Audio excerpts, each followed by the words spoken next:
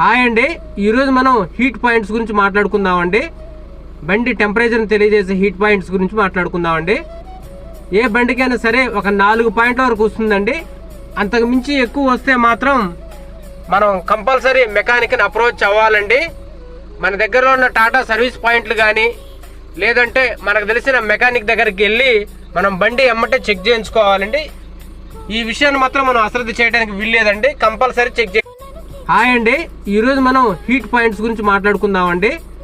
బండి టెంపరేచర్ని తెలియజేసే heat points గురించి మాట్లాడుకుందామండి. ఏ బండికైనా సరే ఒక 4 పాయింట్ల వరకు వస్తుందండి.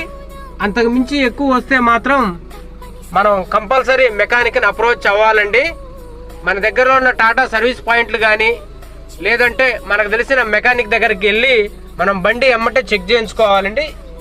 ఈ విషయాన్ని మాత్రం మనం అశ్రద్ధ చేయడానికి వీల్లేదండి, కంపల్సరీ చెక్ చేయించుకోవాల్సిందేనండి.